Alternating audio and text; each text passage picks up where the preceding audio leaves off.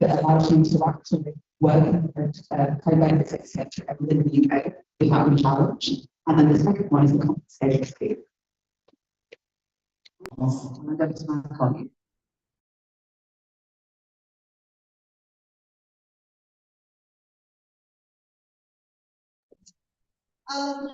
Yes,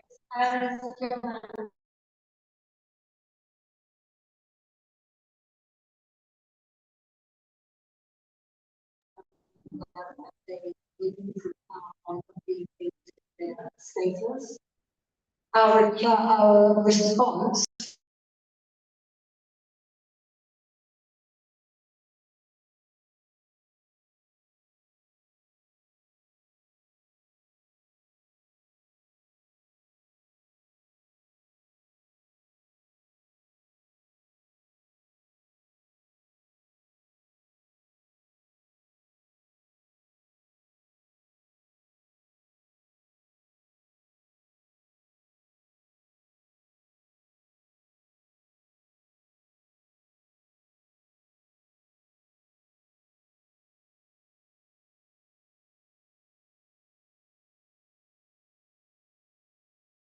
of those who need more help than the average person.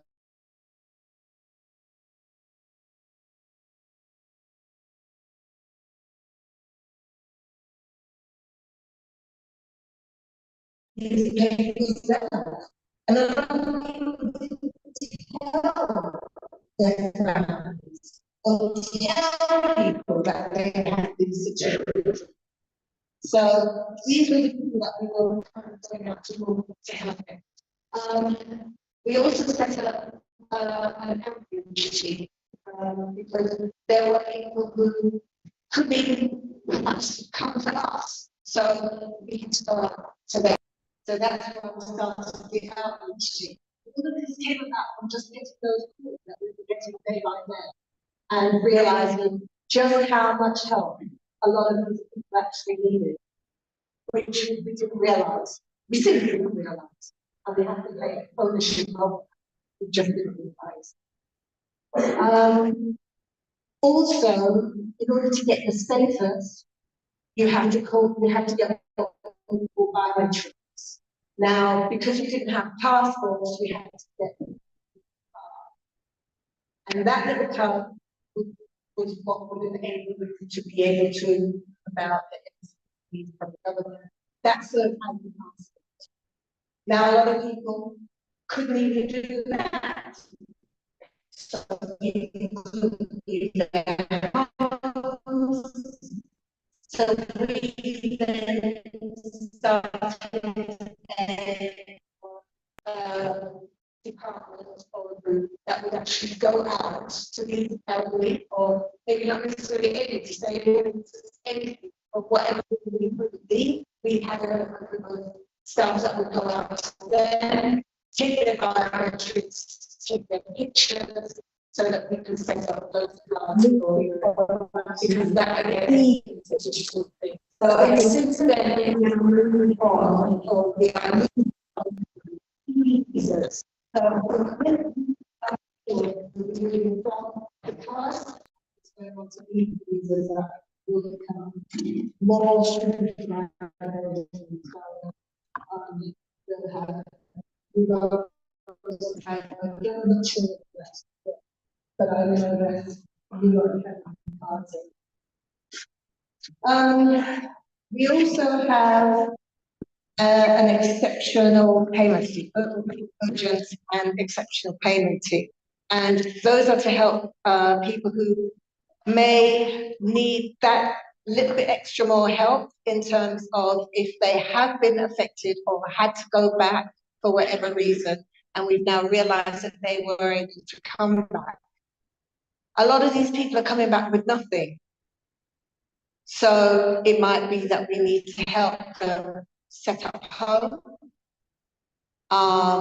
which may mean, they may need a fridge, a bed, because if you've been living abroad, you know, all these years, and then the government now realizes, or we realize that, you know, you should be here, then we have a duty to also help you to set up. So there are those people who needed that, and we have made provisions for those situations. So those are the things that we're trying to do. And as Mr. Romeo, in his situation, I think that his situation from way back when we started, I think things are done a lot more than we did then, and we are trying to do better. We are continuously trying to make things easier for everybody, make the forms easier, make the process easier, and we are still learning. There are still things that we are trying to do to make things better. And I think most of these three of us here are Windrush children. So we do understand, and we're here to help. So once we've finished this, please come and talk to us if anybody feels that they need more information. I'll pass you on to Mike. Hello, my name is Ian Harris. Can you see the screen? The sun has gone away. I'm relieved so you can see the screen. 2018, we set up the state scheme. It's still in place. Apply, get your pictures. You can call the helpline. I'll talk you through very end the magic number to call. So have you heard of the state scheme? Do you know what it's all about? Okay. It's of their right to live and work in the UK, and there is no cost. So who could apply? Commonwealth citizens settled in the UK by 1973, and their children who were born here, who have come before the age of 18, have continued to live here. So Commonwealth citizens. There's another cohort of people as well. Any other than 1988, and who is now settled here. We can help them get the papers that they need, the proof, the documentation. I've worked on the overseas team as well, so we have, you may know of people who came here pre-1973, worked for a number of years, chose to go back to the country from whence they came, to retire. They've got older, their sons, their daughters are here, but they'd now like to return to the UK.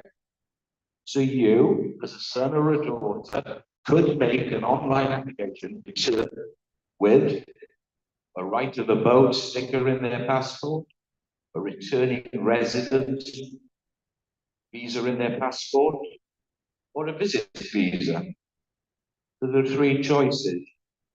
This scheme is still open, still available, and that's why we as a team are coming out, because we want to try and explain we're still here, and we think there are still more people that need our help.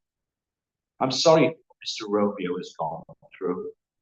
I'm not familiar with his case, and that's not me with an easy cop-out. I'm not the Home Secretary. I'm a lowly chappie working in the Home Office. Very close to retirement as well. So can I have the next slide? A year later, 2019, they launched the compensation scheme. Do you know anything about the compensation scheme? Well, I'm going to give you a whistle-stop tour as best I can. There are three types of claims. But before I tell you about the three types of claims, I'm going to tell you that its central purpose of the scheme is to compensate people who suffered losses to an inability to prove their right to be in the UK. And it's available to people of any nationality who arrived and were lawfully settled in the UK by the end of 1988. Those are the two magic dates. Remember, if you don't remember anything else about our presentation, 1973, and 1988. Three types of claim. A primary claim, you were the person who suffered losses because you could not prove your right to be in the UK. That's a primary claim. The second one is a close family member. You were impacted as a partner, a child, a brother, a sister, or a parent of someone who suffered losses again because they could not prove their right to stay in the UK. And finally, third category, deceased estate. You are the representative of an estate of a person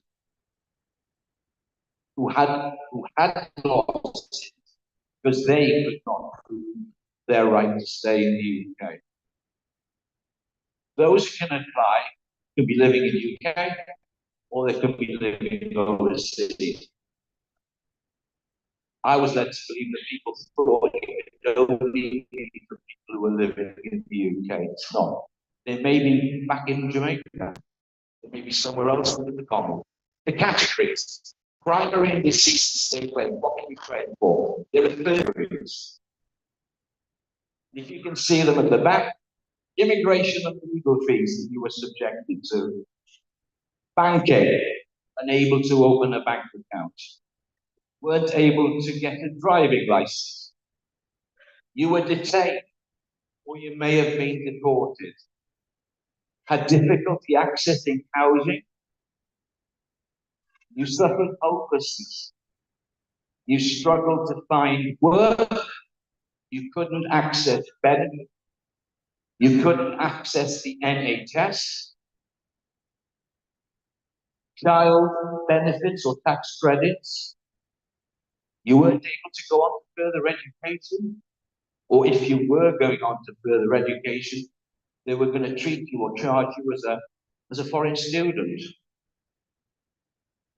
And the biggest one of all is the impact on life. You may have suffered bits or different parts, but there will have been an impact on your life. And then there's the final one, the little one in the corner, discretionary. We're downstairs, where you're going to be having refreshments. We have a stand. Please come and talk to us in confidence. We have forms with us. I'm going to give you the number at the very end of this presentation. We've only got a few minutes left before they're going to throw us off the stage. So I'm going to hand you on to Sharon.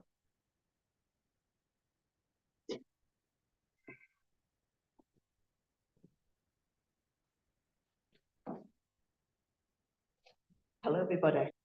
I work for part of the engagement team, but I also work behind the scenes in terms of the feedback. So we do have to collect the data, and we then act on that data. We receive the feedback, and we make changes. And the changes that we've made to date is we've had to simplify the form. We have also changed at the beginning of the process. I think that each person was awarded £250. That got changed and up to £10,000 per person if they were eligible after their status. So when actually you make a claim and within 6 weeks time, if it was proven that you had a case, then actually you was awarded £10,000 preliminary payment. From that, we also do the probate as well, as Ian has actually mentioned about that if you have got a deceased claim, then there is the support there as well. We have made many changes now, rather than jumping from different person to person. You are allocated a case worker per claim. They will take you throughout your journey until a decision has been made. That is a change compared to Mr. Romeo. That now has that extreme line because we listened to the feedback. You now have people that will get in touch and talk to you about your case. If you need any further assistance, that caseworker will guide you through. And obviously this is just a few pictures, because I think about from last year, October, we've had numerous events to try and get the word out. Ian has actually mentioned try and inform people about the compensation scheme. I'm now part of the mentoring program. We now work with different stakeholders and we work with Anthony Brown to try and work with the review of the Windrush generation. I'm a mentor, so we are piloting it up in Manchester, where we speak and guide the youth through their education journey and to try and help them onto the next part of their life. And then we have also done, I think we started this last year, March, and it's a community engagement fund. So there is actually money available to do things like this to try and educate the different communities, and that you have got to apply for it. We had over 70 organisations applied and 16 were successful, and the funding can range anything between 5,000 to 10,000. We are open. It's up again this year, but there's been a slight bit, obviously, the change of governments, but that funding will be there again to take hold for people, and it can be used in different ways to try and spread the word about the Windrush compensation. And how do I apply? So to conclude, very briefly, this is the final slide. Do come and visit us downstairs when you're having your food and your drinks. We've brought some status forms with us. We've brought some of the different types of compensation claim forms here. You can talk to us in confidence. If you don't want to talk to us face to face, pick up the phone. That's the number between 9 and 5 Monday to Friday, 0800 678 1925. We listened to some of the feedback as well. People were saying to us, with respect, I haven't got the time to fill in the form. I don't feel confident filling in the form. Some of the documentation I don't have. What can you do to help me? So we've engaged with an external assistance provider. There's no cost to you. You can call them. We call We Are Group on that number, locality. They'll help you fill the forms. They'll also submit the forms into us. Thank you for your time. Thank you for your patience. Have a good afternoon.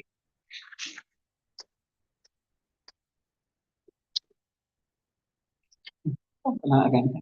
Thank you very much for attending today. Thank you so much. Very informative. As you explained, and of course, shown us there has a big difference between now and, of course, Mr. Romeo by 2018.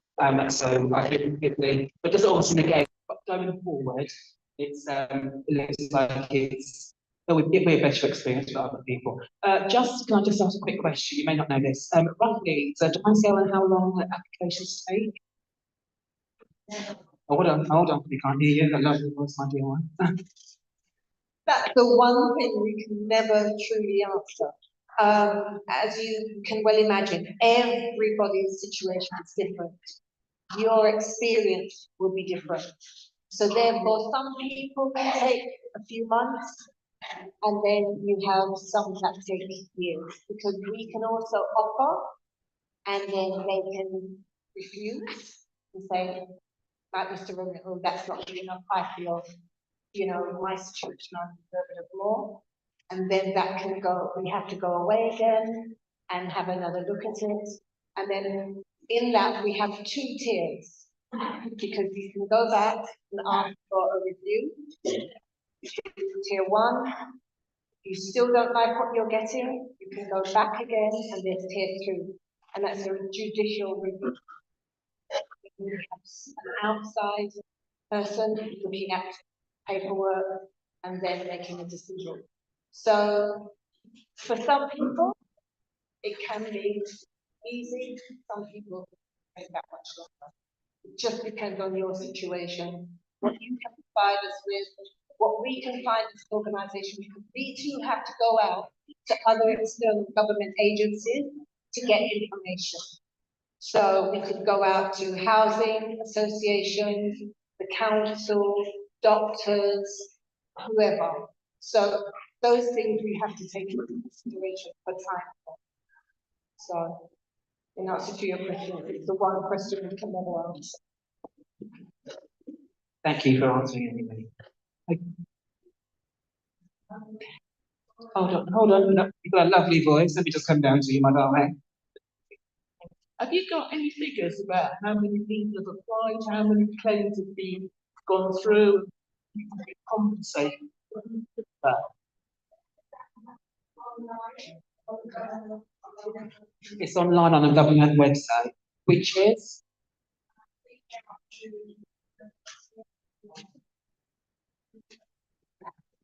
So over 9,000 people applied for compensation. Yep, the figures are updated every 2 months. They're always available on www.gov.uk under the transparency figures section. 89% of all claims have had now a final decision. In August, the Home Office paid out £2.21 billion in that 1 month. And the scheme itself was paid out over 103.6 million, has been either paid or offered in compensation. 95.9 million has been paid across 2,073 claims, and 7.63 million has been offered, but it's awaiting acceptance or pending review. Thank you very much. And thank you for your question. Okay, Roland. Roland from Windrush would like to. Hello, sir. Please introduce yourself and then get your full title. Hello, good afternoon, everyone. Can you hear me okay? My name is Roland Nelson from Just for Windrush Generation. You heard Elwada earlier on.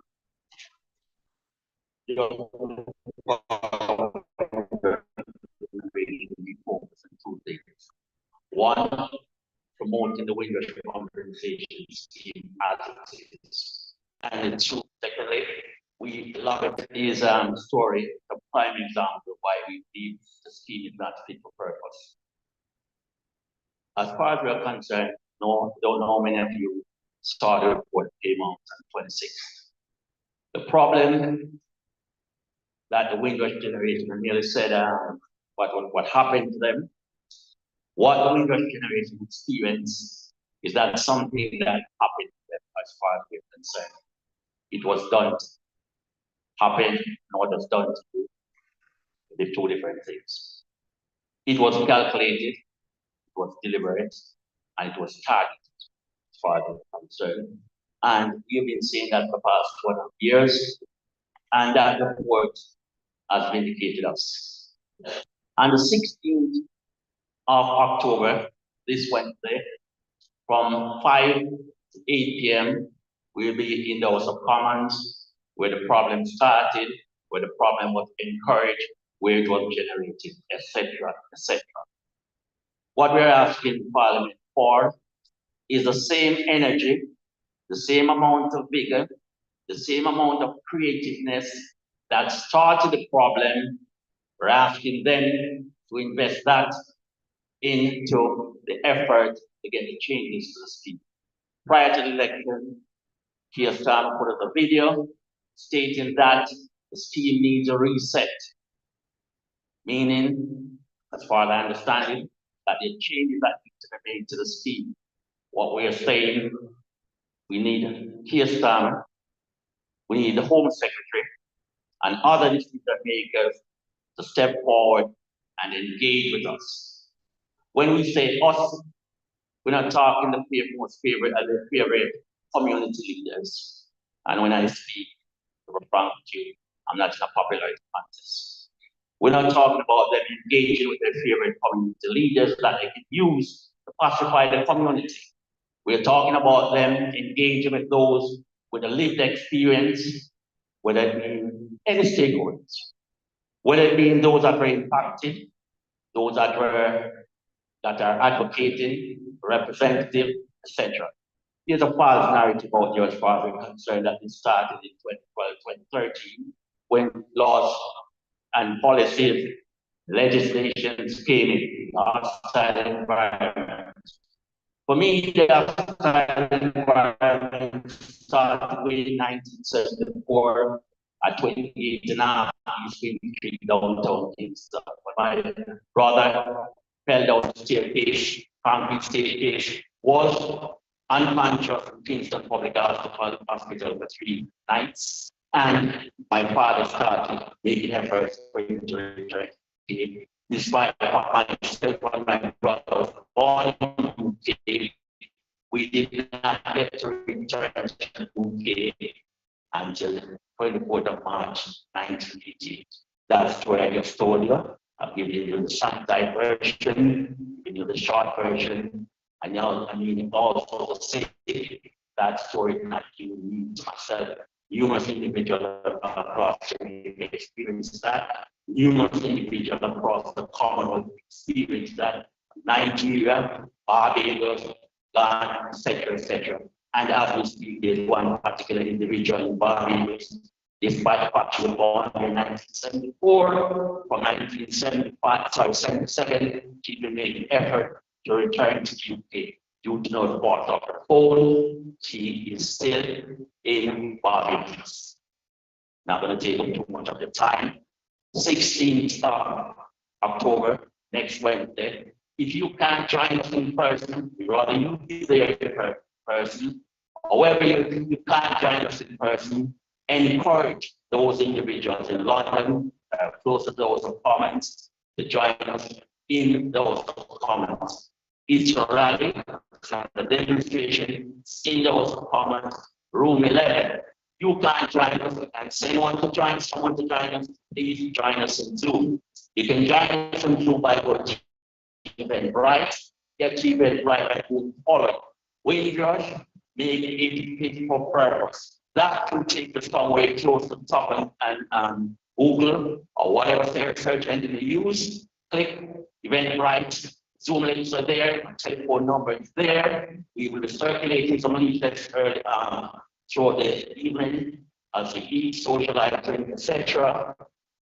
Engage with us, we can assist you with applying to the scheme, but most importantly, you want to get a scheme that is closer to being fit for purpose. Scheme as is not fit for purpose. I work alongside the Home Office to promote the scheme, however, I can do that work for them. And most importantly, I am not any public. Thank you for listening. Much appreciated. I think you're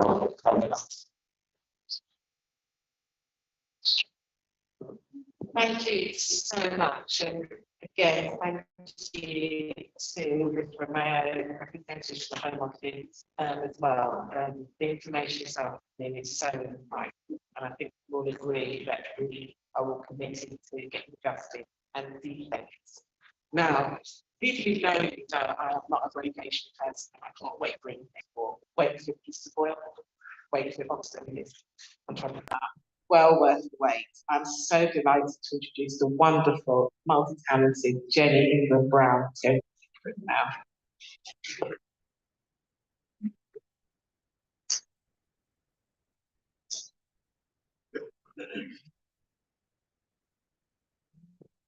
Good afternoon, everyone. How you guys doing? You all right? Awesome. That was a lovely introduction. Thank you. Feel very honoured. I'm going to sing a couple of songs for you, okay?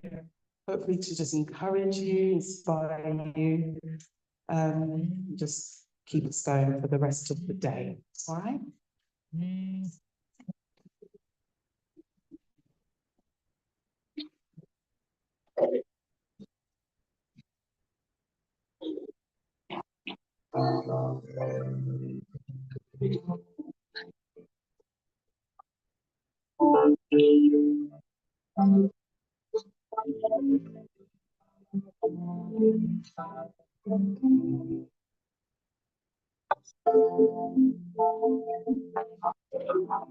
I can break your barriers.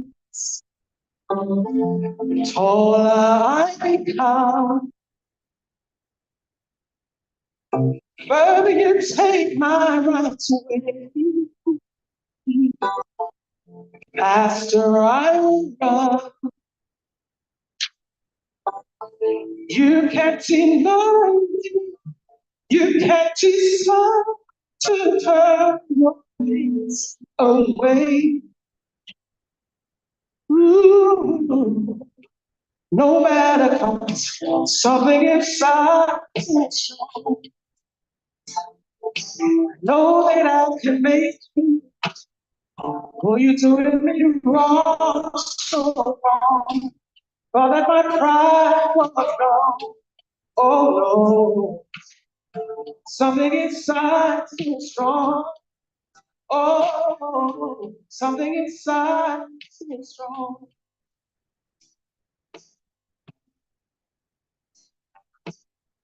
The more you refuse to hear my voice, louder I will say. You have my walls of Jericho. Your magic something say. Deny my Jesus. You squander wellness time. My life will shine so brightly, it will blind you. Something inside so strong. I know that I can make it. Oh, you're doing me wrong, so wrong. Because at my pride is gone. Oh no. Something inside so strong. Oh, something inside so strong. Brothers and sisters, when they insist we're just not good enough, where we don't just look them in the eyes and say, we're gonna do it anyway. We're gonna do it anyway. Something inside so strong. I know I can make it well, though you do me wrong, so wrong. Something inside so strong.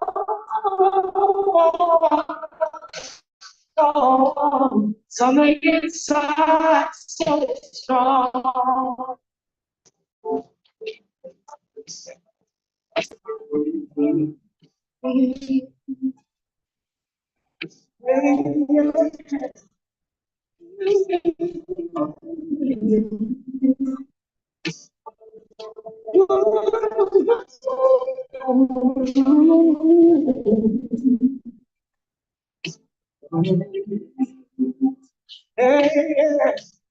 Brothers and sisters, when they just insist we're just not good enough. Hey, when we don't better, we're gonna do it anyway. We're gonna do it anyway. We're gonna do it anyway. We're gonna do it anyway. Something inside.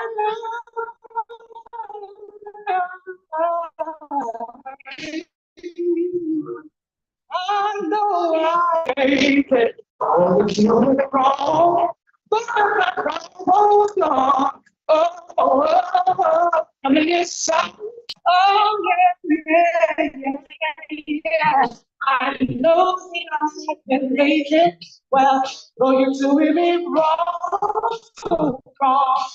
You know that my heart was wrong. Oh, no. Something inside. So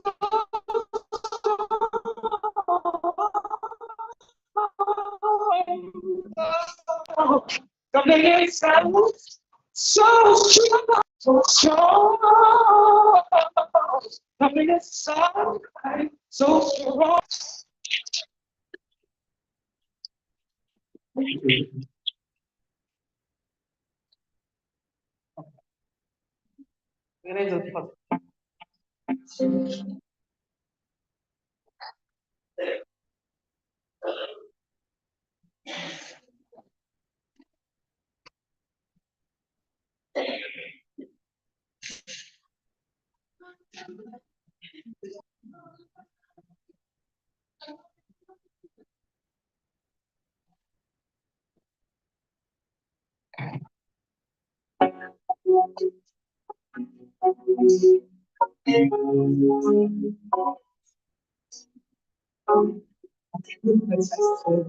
The goodness of God is song.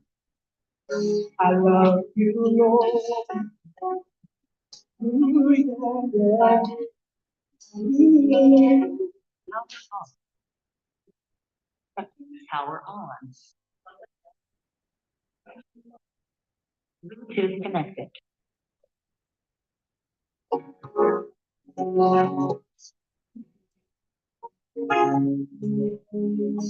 love you, Lord, for your mercy never fails. Oh, Power on. Power off. Power on. Bluetooth connected. Bluetooth connected.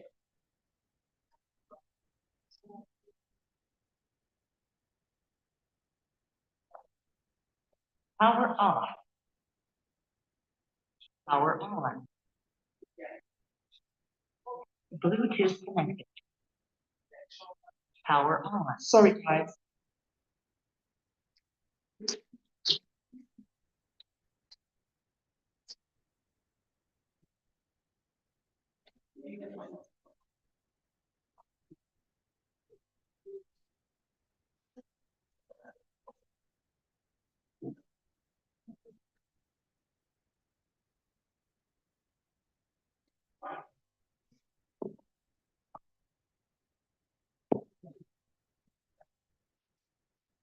Good afternoon, everyone. Were you all just ready for that song? Absolutely. I totally get that sorted because we need to hear it. So that was really wonderful. I was just listening to those words, and I'm going to vary what I'm going to say. But like this year, it's all about reclaiming the narrative, reclaiming our narrative. That means telling our story as we want it heard and not as other people tell it. And as I've been sat there listening to the story of Windrush, and I'm a child of Windrush, I migrated here myself, and my mother and stepfather came to help rebuild. So many of us here, we know those stories. There are stories. That's our narrative. And I want to say thank you to the trying to do is also you're part of the story, but I feel personally that you're having to apologize into a story that you didn't create. but you're having to fill them, sort the mess out. And I really sat here feeling for you because you're having to speak into this. And I've been very much a part of the story because not only my own family was threatened with deportation, but at the time when the story broke as such, it was then the High Commissioner of Barbados, along with the Amelia gentleman, who had to keep pressing the government and almost before Chogham, embarrassing the government before they would make that apology and start this process. So there's been a need to reclaim the narrative, but I don't want you to sit there and believe that we're blaming you in any way, because you're part of our story as well. But we need a better story, and we need to have those meetings and people represent us, speaking our story as well. So I wanted to say that, and I wanted to recognize that song that we heard, Something Inside So Strong. Hold on to that, because we know we can make it. We know that there is still wrong being done. The words that came to me, I'll introduce who I am in a moment, but the words that came to me as I listened, and you will know this, but I just felt that I have to say this. Out of the huts of history's shame, I rise. Up from a past that's rooted in pain. I'm a black ocean, leaping and wide, welling and swelling. I bear in the tide, leaving behind nights of terror and fear, into a daybreak that's wondrously clear, bringing the gift that my ancestors gave. I am the dream and the hope of the slave. I rise, I rise, I rise.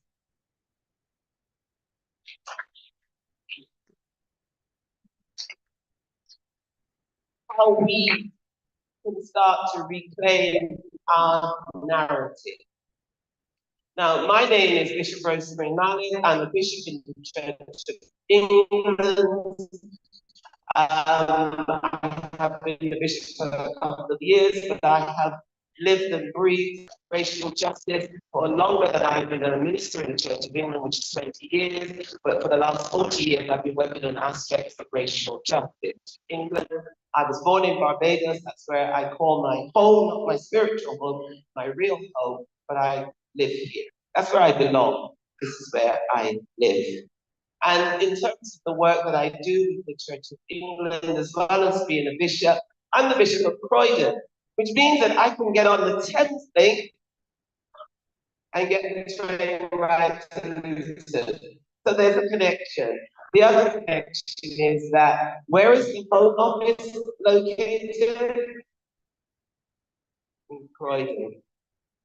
And we still have so much work to do with regard to migrants today, never mind the Windrush and scandal. But the work that I do for the Church of England is that I'm the chair of what's called the Oversight Group. Sounds so grandiose. It's a group of 15 independent people. Most of us are descendants of African chattel enslavement, though not all of us. And what we do with the Church of England is that we are helping them to put together the program that will deal with the £100 million that they have specified for work for reparatory justice. These are not reparations. This is not the Windrush scheme. We are not paying people for the traumas of slavery, because quite honestly, there is not sufficient money in the world to pay for the traumas of slavery. Because we are living, Mr. Romero said, what he's not being compensated for is actually the trauma that we have suffered. And that is hard to evaluate and learn how much that is.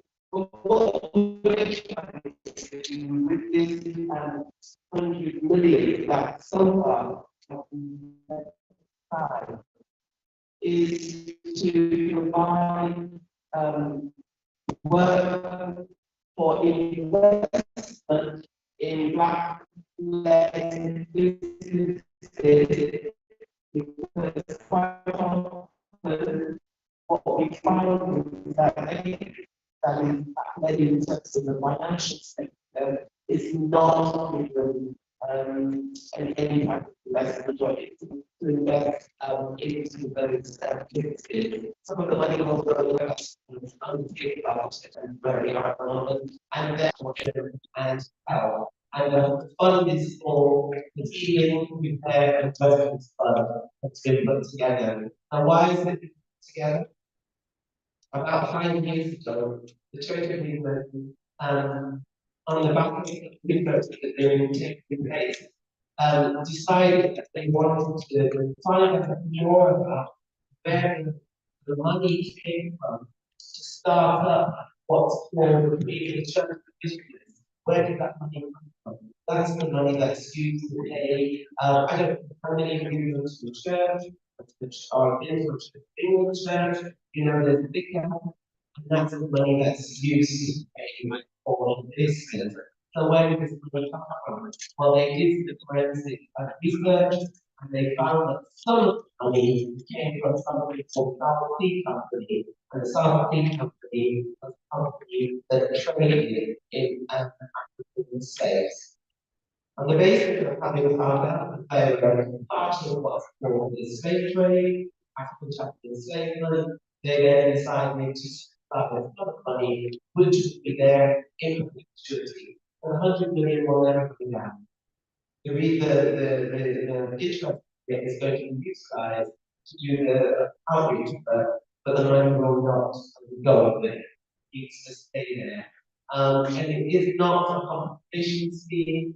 What it's trying to do is pay forward, not backward. So to invest in our young people, to invest in health services here in the UK and in the Caribbean and maybe in other places as well, but to put the money to use where people can receive benefits now, but more importantly, build a legacy for the future.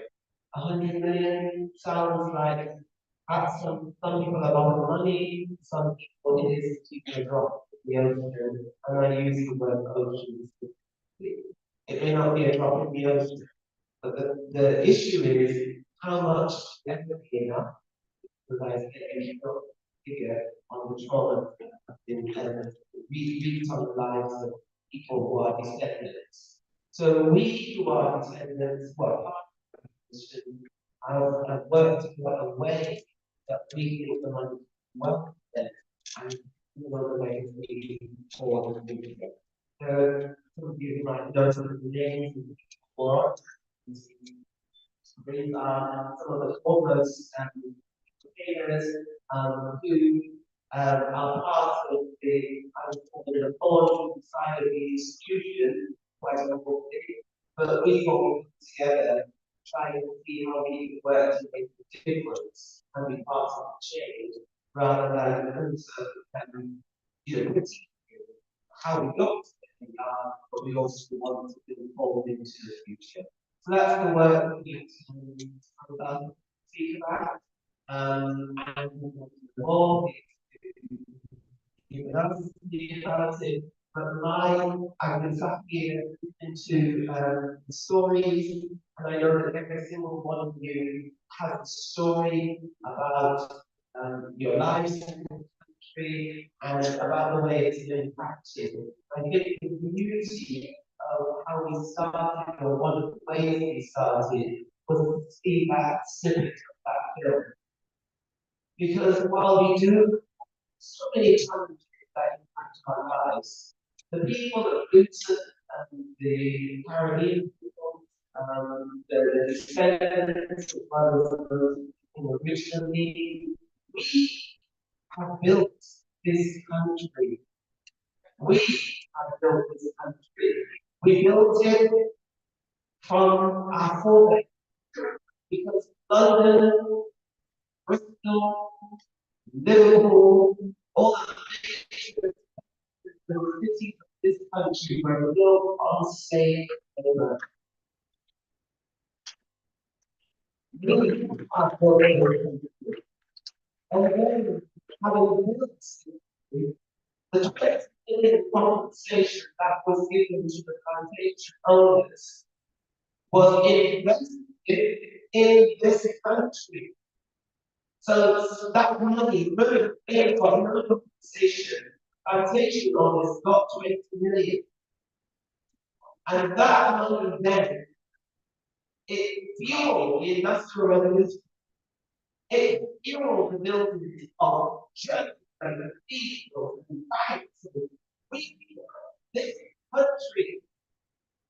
And then when we came after the war, we rebuilt this country.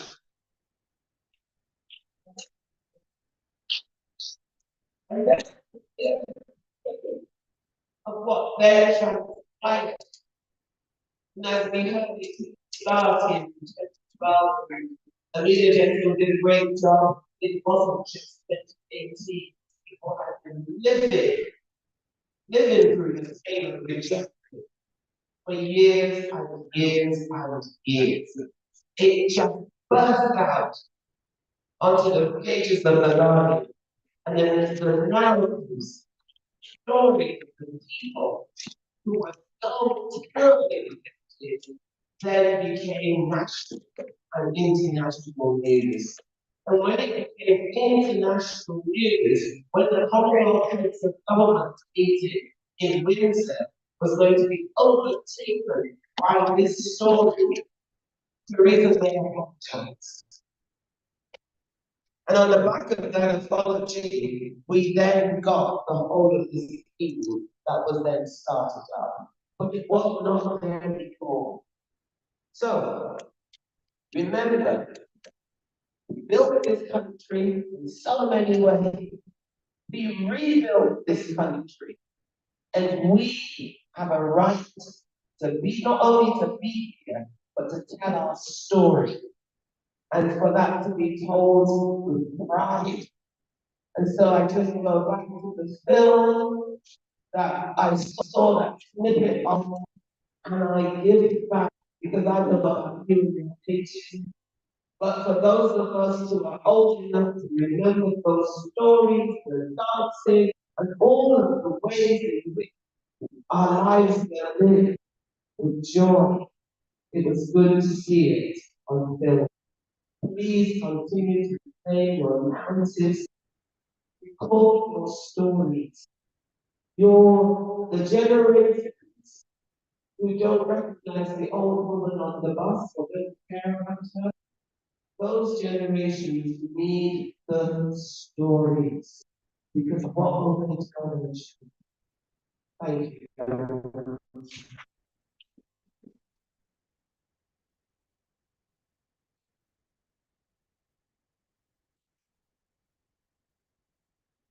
Thank you so much for the information and public love and affection. And I think we all agree consideration of all of these.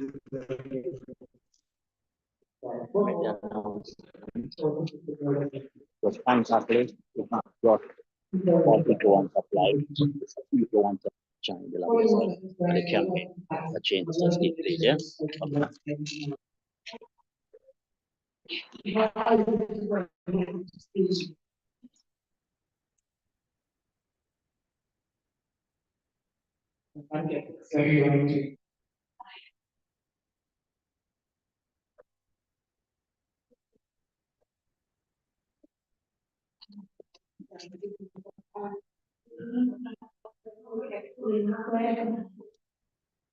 back of everything that's being said, I'm going to read a poem called We Still There.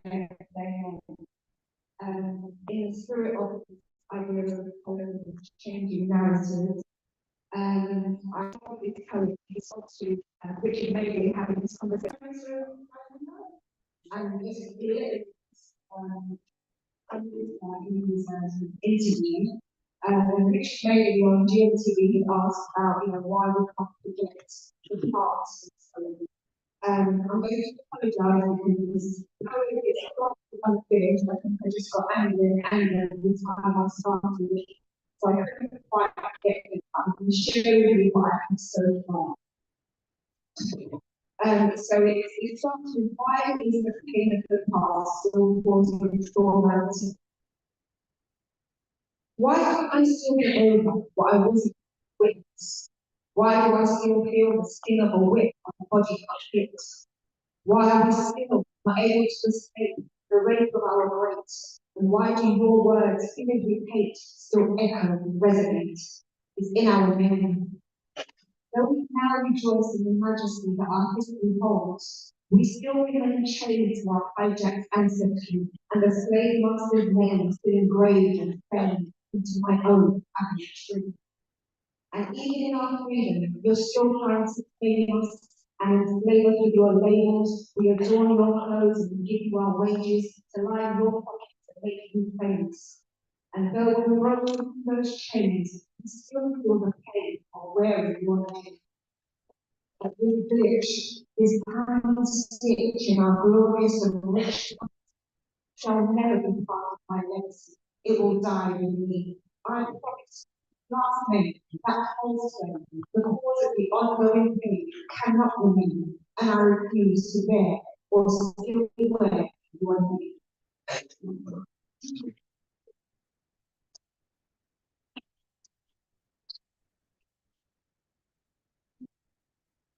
Oh, another beautiful poem. Okay, so and so on. Okay, so our next speaker, Rachel. Last time you were here, actually, last few times you were here, you were not sure. And you know, we wrote the book. And in fact, it's pretty good at the end because everything that's been said before I'm here in front of you has been so powerful and so important. So I'm doing this now, but actually I'm just going to take because I am loving re-elected in July as the member of Sound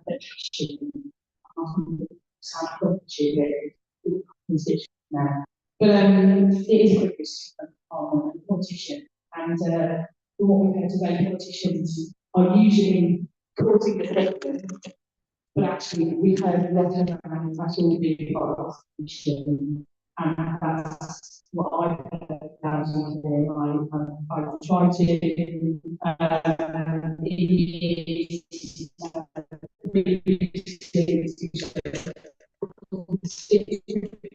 really accountable and simply why to put it to us more hand and you might